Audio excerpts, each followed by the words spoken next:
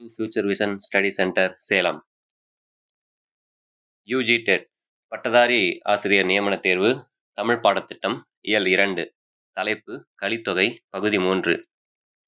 கலித்தொகையின் முந்தைய பகுதிகளிலே நாம் இந்த நூலை பற்றிய பொதுவான கருத்துக்களை பலவற்றை கண்டிருந்தோம். ஆசிரியர் பற்றிய குறிப்புகளை கண்டிருந்தோம். இன்றைய வகுப்பிலே கலித்தொகையினுடைய 3ஆம் பகுதியில் கடவுள் வாழ்த்து அதனுடைய பொருளையும், கண்டோர் கூற்றாக ஒரு பாடல் அதனுடைய பொருளையும், தலைவி கூற்றாக ஒரு பாடல் அந்த பாடலினுடைய பொருளையும், தோழி கூற்றாக ஒரு பாடல் இந்த பாடலுடைய பொருளையும் இந்த வகுப்பிலே காண இருக்கிறோம். கடவுள் வாழ்த்து. ஆறு அறி அந்தணர்க்கு அருமறை பல பகர்ந்து தேருநீர் சடை கரந்து திரிபுரம் தீமடுத்து கூறாமல் குறித்த தன் மேல் செல்லும் கடுங்கூழி மாறா போர் மணிமிடற்று என் கையாய் கேள் இனி. ஆறு அறி அந்தணர்க்கு அருமறை பல பகர்ந்து தேருநீர் சடை கரந்து திரிபுரம் தீமடுத்து கூறாமல் குறித்ததன் மேல் செல்லும் கடுங்கூழி மாறா போர் மணிமிடற்று என் கையாய் கேள் இனி. இறைவனை பற்றி இறைவனை அழைத்து சொல்வது போன்று ஒரு பாடல் இது. இறைவா, ஆறு உறுப்புகளையும் ஆறு அந்த வேதத்தினுடைய பிரிவுகளையும் நன்கு அறிந்திருக்கக்கூடிய அந்தணர்களுக்கு அருமறை பல பகர்ந்து அரிய வேதங்களுடைய கருத்துக்களை பலவற்றையும் எடுத்து கூறி நீ அருளினாய். யார்? இறைவன் ஆகிய நீ அருளினாய். தேருநீர் சடை கரந்து, அதாவது கங்கையினுடைய அந்த வேகத்தை தடுத்து நிறுத்தி அதனை தனது சடையிலே நீ சூடிக்கொண்டிருக்கிறாய். திரிபுரம் நீ மடுத்து, திரிபுரம் அதாவது முப்புறங்கள், அந்த முப்புறங்களுக்கும் நீ தீ ஊட்டினாய், தீ நெருப்பினை ஊட்டினாய். கூறாமல் குறித்ததன் மேல் செல்லும் கடுங்கூழி, கூறாமல் குறித்ததன் மேல் செல்லும் கடுங்கூழி, சொல்லாமலே மனத்தால் நினைத்த எப்பொருட்கும் எட்டாமல் நிற்கும் கூலியினது முதுகிடாத போரினை, கூலியினது முதுகிடாத அந்த மாறா போர், எந்த நாளும் புறமுதுகு இடாத அந்த கூலியினுடைய அந்த போர், அந்த போரினையும் நிகழ்த்தி கொண்டிருக்கிறாய். மணி மிடற்று, உனது அந்த கழுத்து மணி போன்ற தன்மையினை, நீல மணியினை கொண்டதாகிய அந்த கழுத்து இருக்கிறது. என் கையாய் கேள் இனி. என் கையாய், அதாவது மனத்தால் எண்ணும் பொருளுக்கும் எட்டாமல் நிற்கும் கடிதான கூலியின் முதுகிடாத போரை உடையாய், நீல மணி போன்ற கழுத்தை உடையாய், 8 தோள்களை உடையாய். என் கையாய் என்பது இங்கு 8 தோள்களை உடையாய். கேள் இனி, இனி நான் சொல்வதை கேட்பாயாக. படுபறை பல இயம்பு பல் உருவம் பெயர்த்து நீ கொடுகொட்டி ஆடுங்கால் கோடு உயர் அகல் அல்குல். படுபறை பல இயம்பு பல் உருவம் பெயர்த்து நீ கொடுகொட்டி ஆடுங்கால் கோடு உயர் அகல் அல்குல். அதாவது கண்ணுக்கு புலனாய் நின்ற நீ இப்போது நான் கூறக்கூடிய கருத்துக்களை எல்லாம் கேள் இனி என்று கூறிவிட்டு தொடர்ச்சியாக சொல்கிறார். நின் திரு கைகளிலே ஒலிக்கும் பல பறை வாச்சியங்கள், பல ஒலிகளை ஒலிக்கக்கூடிய இசைக்கருவிகள் இருக்கின்றன. நீ கண்ணுக்கு புலனாய் பல வடிவங்களையும், பல வகையான அந்த உருவங்கள், அந்த வடிவங்களையும் நீ எடுத்துக்கொண்டு நின் திருவிடத்தே அடக்கி கொள்கிறாய். உனது திருமேனியிலே பல உருவங்களையும் அடக்கி கொண்டிருக்கிறாய். கொடி உடைய கொட்டி என்ற கூத்தினை நீ ஆடுகிறாய். அந்த கொடுகொட்டி எனக்கூடிய இந்த தன்மையில் கொட்டி என்பது கூத்து வகையை குறிக்கிறது. அந்த கொடுகொட்டி எனக்கூடிய கூத்தினை நீ ஆடும் கால், ஆடக்கூடிய அந்த நடனத்தை ஆடினாய். ஆடும் அக்காலத்தில் பக்கம் உயர்ந்த அல்குலை உடைய பக்கம் உயர்ந்த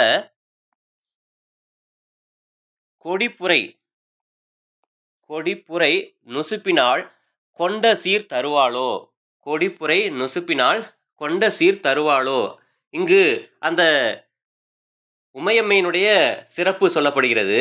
அந்த கொடுமையுடைய கொட்டி என்ற கூத்தை நீ ஆடும்போது அந்த காலத்தில் பக்கம் உயர்ந்த அல்குலையுடைய கொடி போன்ற இடையுடையவளான உமையாளோ தாளம் முடிந்துவிடும் காலத்தை தன்னிடம் பொருந்திய சீரை தருவாள். அந்த தன்னிடம் சிறந்த அந்த அழகினை அவள் தருவாள்.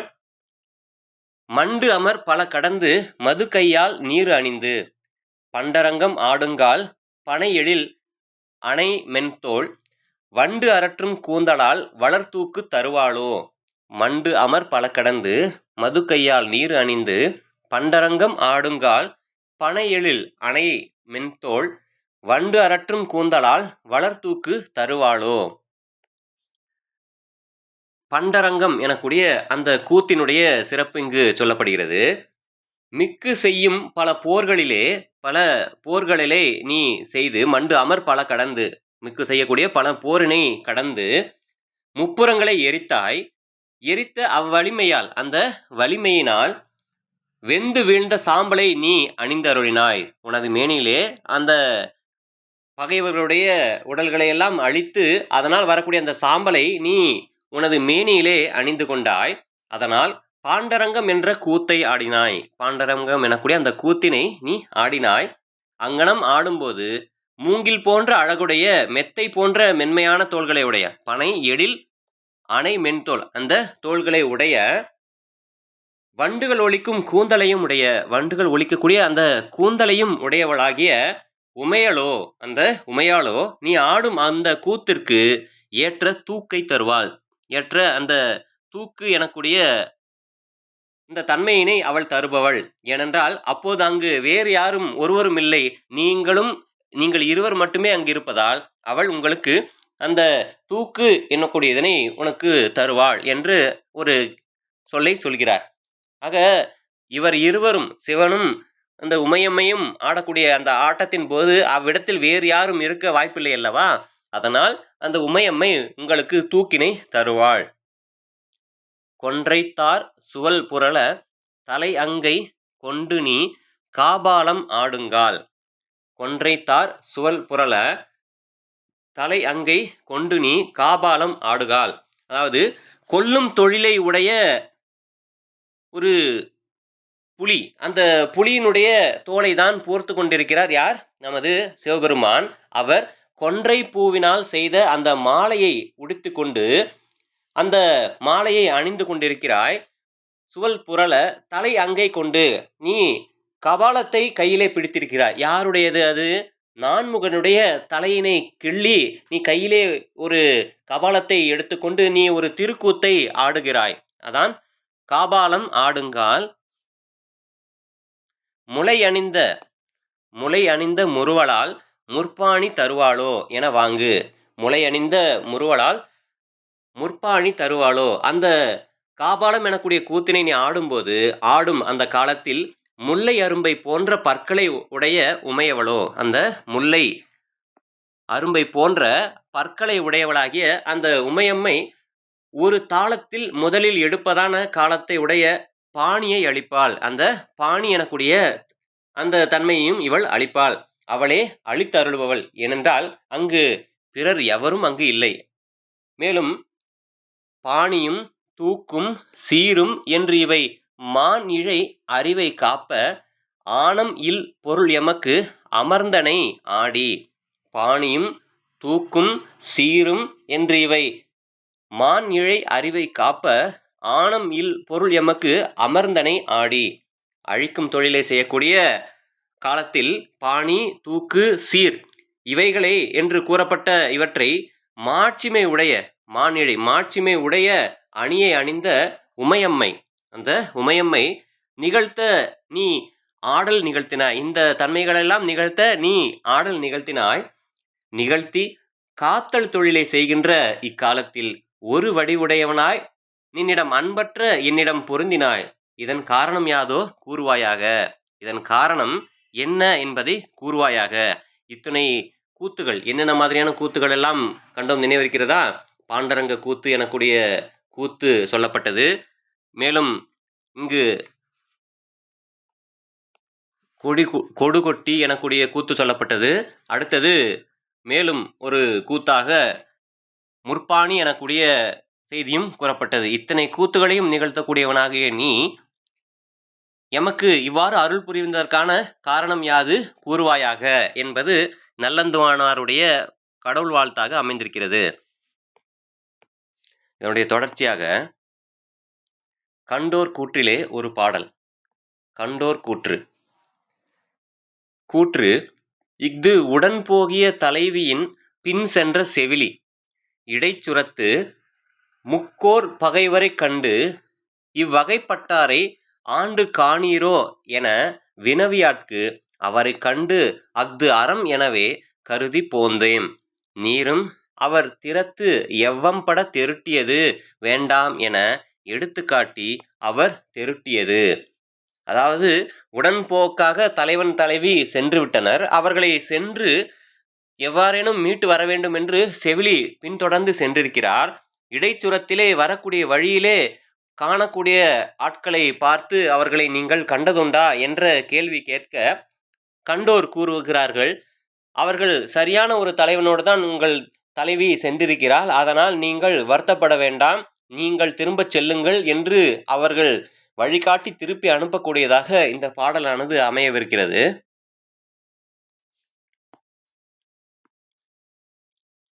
எரித்தரு எரித்தரு கதிர்தாங்கி ஏந்திய குடை நீழல் உரித்தாழ்ந்த கரகமும் உரைசான்ற முக்கோலும் நெறிப்படச் சுவல் அசையி வேறு ஒரா நெஞ்சத்து குறிப்பு ஏவல் செயல் மாலை கொலை நடை அந்தநீர் வெவ்விடை செயல் மாலை ஒழுக்கத்தீர் இவ்விடை என்மகள் ஒருத்தியும் பிறள் மகன் ஒருவனும். எரித்தரு கதிர்தாங்கி ஏந்திய குடை நீழல் உரித்தாழ்ந்த கரகமும் உரைசான்ற முக்கோலும் நெறிப்படச் சுவல் அசையி வேறு ஒரா நெஞ்சத்து குறிப்பு ஏவல் செயல்மாலை கொலை நடை அந்தநீர் வெவ்விடை செயல்மாலை ஒழுக்கத்தீர் இவ்விடை என்மகள் ஒருத்தியும் பிறள் மகள் ஒருவனும். உரியில் பொருந்திய கமண்டலத்தையும் அரி அயன் அரண் என்னும் மூவர், அந்த மூவரும் ஒருவரே என்று சொல்லக்கூடிய சொல்லையும் உடைய அந்த முக்கோளையும் உடையவர்களே. ஏனென்றால் இங்கு செவிலி கேட்கிறாள், வரக்கூடிய ஆட்களை பார்த்து கேட்கிறாள். கேட்கக்கூடிய நேரத்தில் அவர்களுடைய தோற்றம் எவ்வாறு இருந்தது என்பது சொல்லப்படுகிறது. முக்கோளையும் தக்கபடி தோளில் சுமந்து வரக்கூடியவர்களே, அரி அயன் அரண் என்ற மூவரையும் ஒருவனாக அல்லது வேறாக எண்ணாத நெஞ்சத்தினால் ஐம்பொறியும் ஏவல் செய்யும் கொள்கையும் உமக்குரிய ஒழுக்கத்தையும் உடைய அந்தணர்களே, குறிப்பு ஏவல் செயல்மாலை கொலை நடையி அந்தணர்களே. என்ன நினைக்கிறோம், என்ன செய்கிறோம் என்பதனை தெரிந்து சரியான ஒழுக்கத்தினை கை கொண்டிருக்கக்கூடிய அந்த அந்தணர்களே, செய்யும் கொள்கையும் உமக்குரிய ஒழுக்கத்தையும் உடைய அந்தணர்களே. வெயில் வீசும் வெவ்விடை என்பது வெயில் வீசக்கூடிய கதிரவனின் கதிர்களை மறைத்தற்கு கை கொண்ட குடைநிழலே. வெவ்விடை செயல்மாலை ஒழுக்கத்தீர் இவ்விடை என்மகள் ஒருத்தியும் பிறள் மகன் ஒருவனும். இத்தகைய வழியிலே, இந்த காட்டினுடைய வழியிலே உங்களை பார்த்து நான் உங்களிடம் ஒன்று வினவுகின்றேன். இந்த காட்டில் என் மகள் ஒருத்தியும் பிறள் மகன் ஒருவனும், வேறொருத்தியினுடைய மகனும், என் மகளும் இன்னொரு மகனும் தம்முளே புணர்ந்த தாம் அறி புணர்ச்சியர்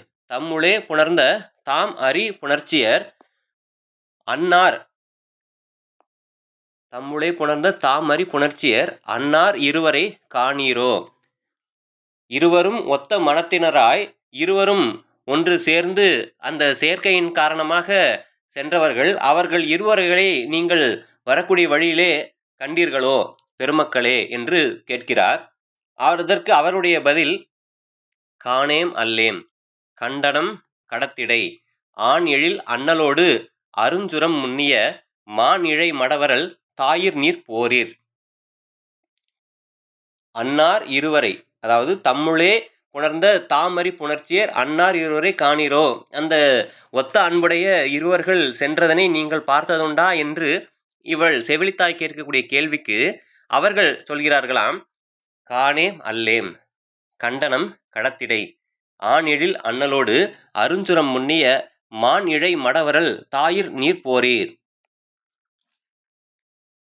அவ்வாறு செவிலித்தாய் கேட்க அந்த வழியிலே வந்த அந்த அந்தணர்கள், அந்த துறவிகள், அந்த ஆண் மக்களுக்கு கூறும் அழகு பொருந்திய தலைவனோடு இந்த அரிய சுரத்தில் போக எண்ணிய மடப்பத்தை உடையவளாகிய அந்த பெண்ணுக்கு தாயாகிய அந்த இயல்பு உடையீர் போல நீங்கள் இருக்கிறீர்களே, நாங்கள் அந்த பெண்ணை, அந்த தலைவியை நீவர் கூறுவது போன்று நாங்கள் இருவரை நாங்கள் காணாமல் இல்லை. நாங்கள் காணும்போது அந்த தலைவி ஆண் எழில் அண்ணனோடு, ஆண்மை தன்மை பொருந்திய ஆணுக்குரிய தகுதியை உடைய ஒரு அண்ணலோடு அந்த அருஞ்சுரம் முன்னிய ஒரு அந்த காட்டிலே அவள் செல்லக்கூடியதை நாங்கள் அங்கு கண்டோம். கண்டு அவர்களின் செயல் அறமே ஆகும் என்று எண்ணி வந்தோம். அத்தகைய அறம் சார்ந்த அந்த செயலை செய்யக்கூடிய அந்த பெண்ணுக்கு தாயாகிய நீங்கள் இந்த வழியிலிருந்து திரும்ப செல்லுங்கள் என்று கூறுகிறார்கள். பல உரு நறுஞ்சாந்தம் பழுப்பவர்க்கு அல்லதை. மலை உளே பிறப்பினும் மலைக்கு அவை தாம் என் செய்யும் நினையுங்கால். மலையுளே பிறப்பினும் மலைக்கு அவை தாம் என் செய்யும் நினையுங்கால் நும்மகள் நுமக்கும் ஆங்கு அணையலே. ஆக சந்தனம் என்பது மலையில் பிறந்தாலும் அது மலைக்கு எந்த ஒரு அந்த சந்தனத்தினால் பயன் கிடையாது. அதனை எடுத்து பூசுபவர்களுக்கே அதனால் பயன் உண்டு. அதுபோலத்தான் அந்த தலைவியாகிய அந்த மகள், உங்களின் மகள் உங்களுக்கு பிறந்திருந்தாலும் கூட அவளால் உங்களுக்கு எதுவும் பயன் தராது. ஏனென்றால் அந்த பயனை அனுபவிக்கக்கூடியவர்கள் வேறொருவராகத்தான் இருக்க வாய்ப்பிருக்கிறது. அதைத்தான் இங்கு சொல்கிறார்கள். நறுமண பொருள் பலவும் கலந்த சந்தனம் உடலில் பூசிக்கொள்பவருக்கு பயன்படுவது அன்றி மலையில் அவை பிறந்தனவாயினும் அம்மலைக்கு அவை என்ன பயனை அளிக்கும்? ஆராயும் போது மகளும் பயன்படும் பருவத்து உமக்கு பயன்படாள்.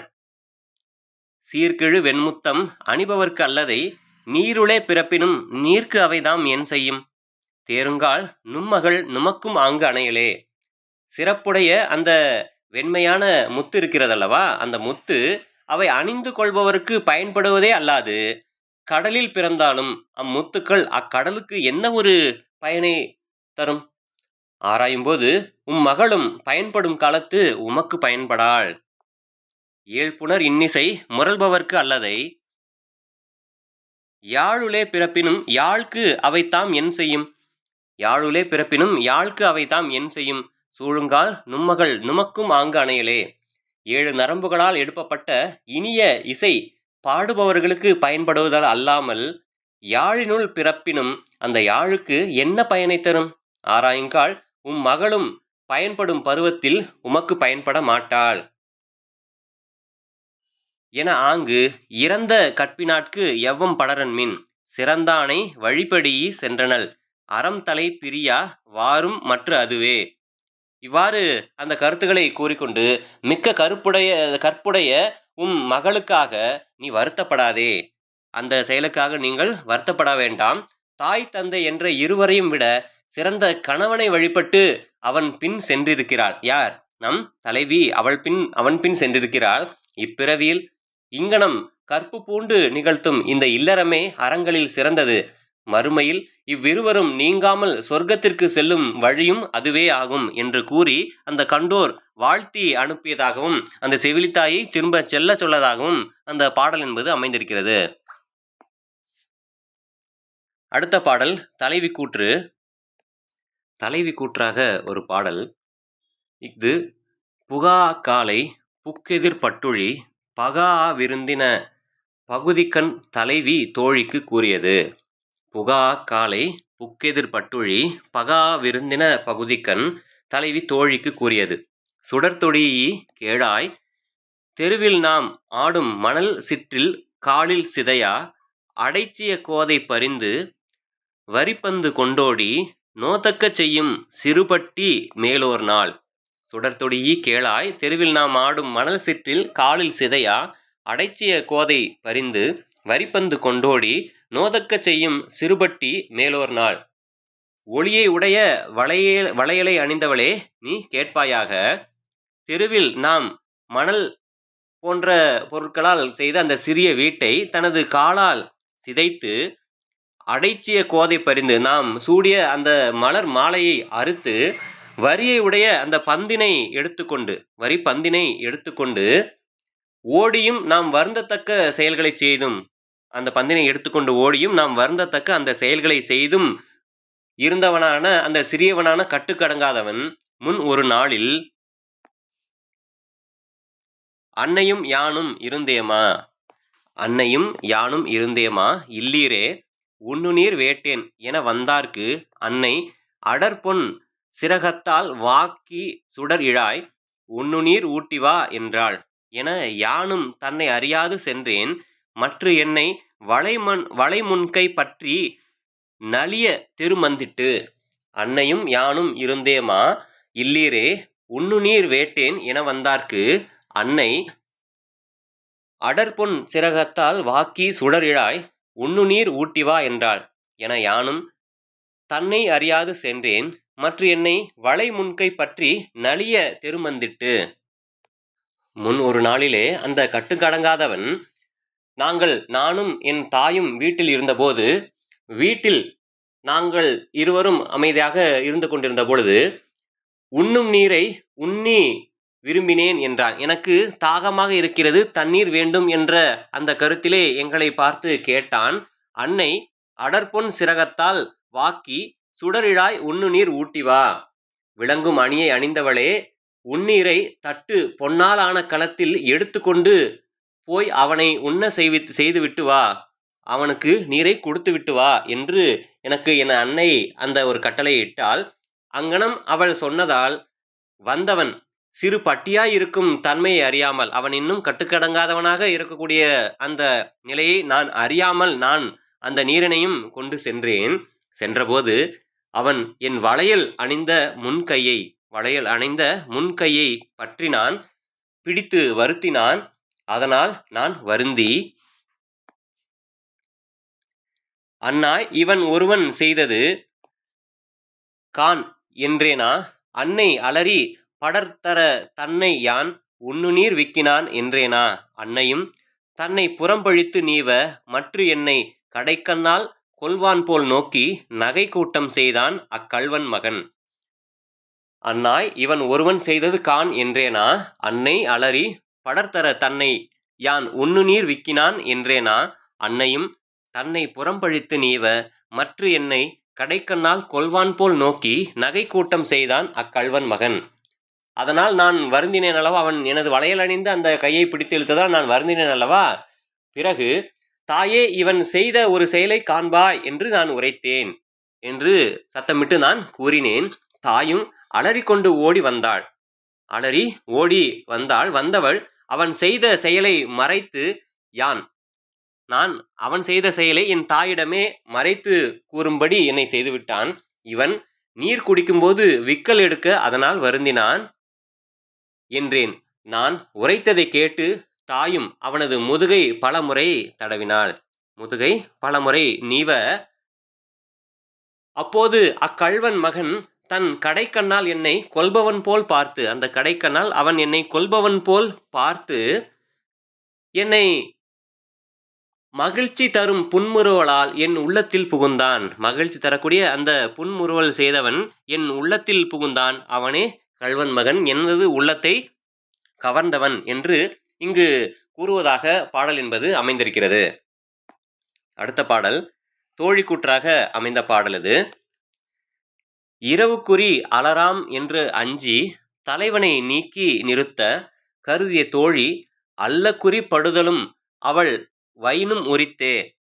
அவன் குறிமயங்கிய அமைவோடு வரினே என்னும் சூத்திரத்தான் அல்ல குறிப்படுதல் தனக்கும் உரித்தாகலின். அவன் செய்த குறி அறிதற்கு புறத்து சென்ற வழி ஆண்டு பிறந்ததொரு செய்தியாக ஒரு பொய்யை நாடக வழக்கும் உலகியல் வழக்குமாக புனைந்துரை வகையால் பிற்றை ஞான்று படைத்து கொண்டு தலைவன் சிறைப்புறமாக தலைவிக்கு கூறியது. இந்த கூற்று என்ன பொருள் தருகிறது என்றால், களவொழுக்கத்தில் ஒழுகும் தலைவன் இரவு குறியில் வந்த வண்ணம் இருந்தான். அவ்வாறு வரும் அவனை நீக்குதற்கு தோழி கற்பனையாய் ஒன்றை கூறியது இது. அவள் கூறும்போது அதனை தலைவன் வேலியின் பக்கத்தில் இருந்து கேட்டான். இதற்குரிய விதி தொல்காப்பியம் பொருளியலில் அமைந்திருக்கக்கூடியது என்பதே இதனுடைய பொருளாகும்.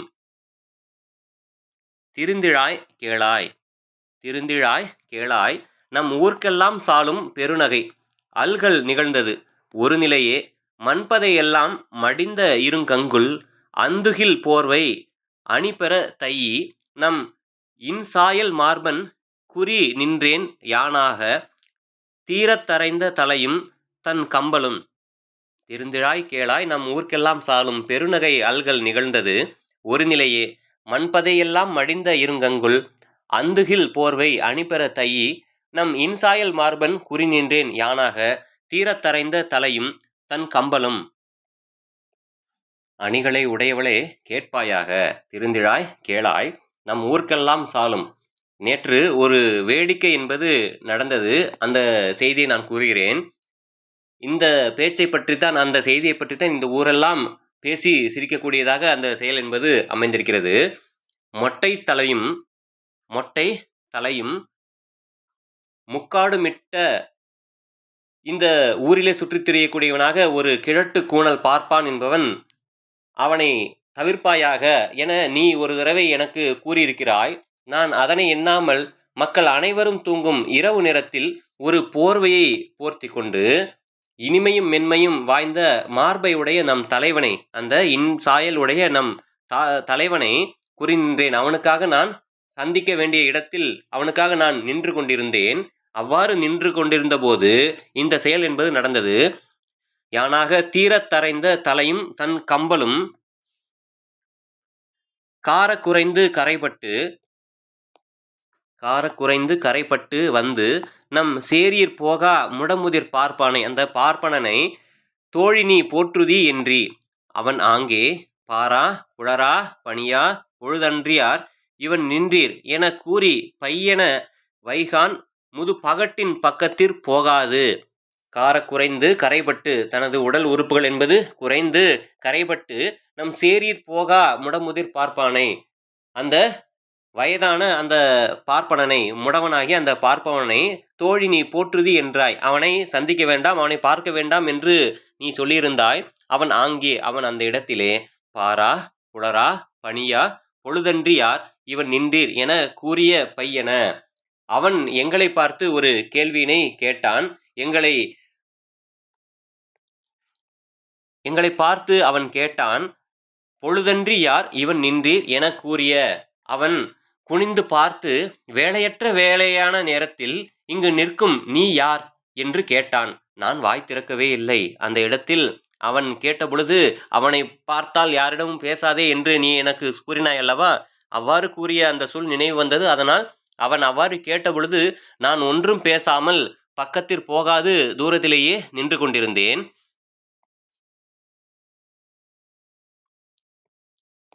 தையால் தம்பலம் தின்றியோ என்று தன் பக்கு அழித்து கொண்டி எனத் தரலும் யாது ஒன்றும் வாய் வாளேன் நிற்ப கடிது அகன்று கைமாறி கைப்படுக்க பட்டாய் சிறுமினி மற்றியான் ஏனை பிசாசு அருள் என்னை நலித்தரின் இவ்வூர் பழி பெறா அமல் கொள்வேன் என.